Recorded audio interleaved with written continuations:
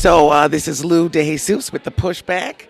We are at the State of Our City People's Platform event, and we have found a real mover and shaker in the city of Buffalo, and we want to find out why she came out. Could you introduce yourself? Sure. I'm Diane Picard. I'm the executive director of the Massachusetts Avenue Project. And what do you do at MAP, I believe, is the acronym? Yeah, so we are an urban agriculture and youth development organization, and we do urban farming, we distribute food to food deserts, and we try to get young people involved in advocacy issues in the city and making change. So what brings you here? Well, we really believe as an organization, and I personally believe in the way you're going to make effective change in your community is from the ground up, and getting the voices of community people involved and engaged in making change. So I think this is the first step of really getting lots of important issues on a singular platform and being able to push that and get some real change happening in our city so that the revitalization that everybody keeps talking about actually impacts the communities that have not been impacted so far. So, wonderful, thank you. Earlier today, the mayor came out with his proposed budget, and thank God he listened to us. He listened to us, and all the things that we want are in it. There's going to be 60 more police officers. Woo! You guys are happy about that? Property taxes are going up. Oh, man. User fees. We're going to have better garbage cans. More recycling. There's a $38 million rainy day fund. It's just kind of sitting there. Because you know what? We took care of all that stuff last year, so there's no reason that we should be spending any more money investing in any of the topics here.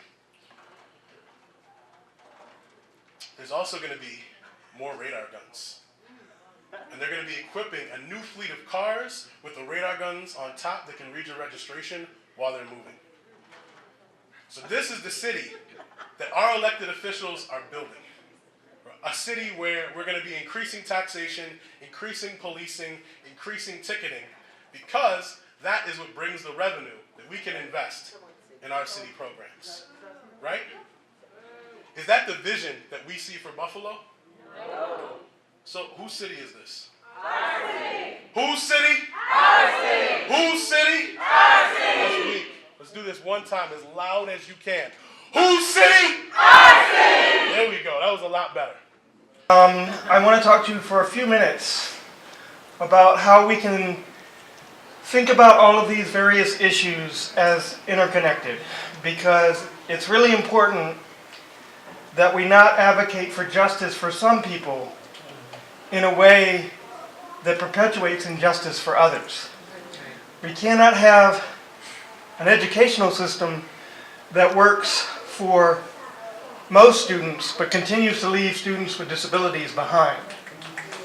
If you work as a student, if you're a student with a disability in New York or just about anywhere else, you don't get the same diploma that other students get. You get a certificate that shows you completed your education plan. It's not going to get you a job. Okay? We can't have housing that's affordable but is not accessible to people who don't use stairs. We can't have a transit system that's built around the automobile, which many people with disabilities can't drive. And even if we had an automated car, folks with a community that has a 70% unemployment rate are not going to be able to afford that, right? So we have to think about how each of these issues are interconnected, and the connections are not always obvious. So if we think about policing, for example, many people don't necessarily think about policing as something that affects people with disabilities, but in fact, people with disabilities are disproportionately affected by police brutality and negative interactions with the police, because if they can't communicate the same way that others do, or if they look differently, or if they're misunderstood, they're vulnerable to violence. Michael Brown had a learning disability, and that affected his interactions with the educational system and the social system and the police for his whole life. He had a diagnosis that labeled him as devalued, right? So it's really important that we think about that.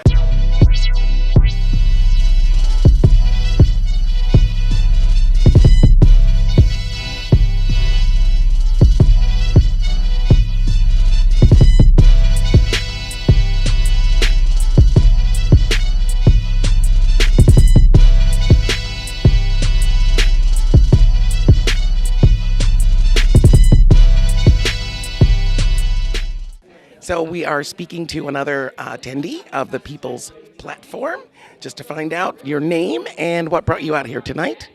My name is Jessica Gilbert, and I work for Partnership for the Public Good, and I focus on food justice. And what exactly are you hoping to take away from this event? I am hoping to take away how food can kind of be incorporated into these other movements and how we can focus on the intersectionalities between all of these different platforms and issues that we have in our city, and how maybe food can address multiple issues at the same time. Could you maybe name one issue? Environmental sustainability or climate justice, for example. We have all of these different climate issues that are happening, and agriculture is actually responsible for more greenhouse gas emissions than transportation, which is kind of crazy. So if we can change how our food is produced, we can also mitigate some of these climate issues. If we can change how our food is sourced and sold, we can also mitigate a lot of the health issues that certain communities are faced with more than others, and kind of hopefully mitigate those disparities. So you can target social issues and environmental issues at the same time, which is kind of crazy. But fantastic. Yeah. Thank you so much. Of course. Any last words for folks that'll be watching? Look for more food coming in the future. Food is good. Food is great. Thank you. So we have another attendee at the People's Platform we're interviewing. Could you tell everybody what your name is, sir? Mason Walton. And what do you think about the event this evening? It's good. I hope everybody got some food. Yeah, it's good. Is there anything else you want people to know about what's going on here tonight? No, that's really it. Perfect. Thank you so much. Thank you so much for speaking to us. Someone else here at the People's Platform. Would you mind telling us your name and what it is that you do? My name is Felicia Brown, and I am a teacher of kindergartners. How is that? It's amazing. I have 25 5-year-olds that I chase around all day, and I get paid for it. Great job. So you mentioned something about the African Heritage Food Co-op, and that's part of the reason that you're out here today. Could you explain what the intersection is between the work that you do and the co-op? Yeah, absolutely. So as a kindergarten teacher, part of my work is bringing justice-oriented curriculum into my classroom. So I've been talking to my 5-year-olds about food justice and how some people don't have access to food. So in our classroom, we are not allowed to waste food. If you don't want a lot of snack, for instance, you don't take a lot of snack. And then we partnered with the African Heritage Food Co-op to do some field trips. So we went to sell food to their patrons, and then we are also planting the fruits and vegetables that they will be selling to their patrons later on in the year. That is absolutely amazing. Thank you. So, and how does that fit into what brings you here today? Well, I came here today because of the People's Platform. I actually had experience going to Jackson and seeing the Cooperation Jackson work that they are doing down there in Mississippi. So I came here because it's something very similar that's starting in Buffalo, and I absolutely love the work that Cooperation Jackson is doing, and I would love to see it flourish in Buffalo as well. Are you feeling optimistic? Absolutely.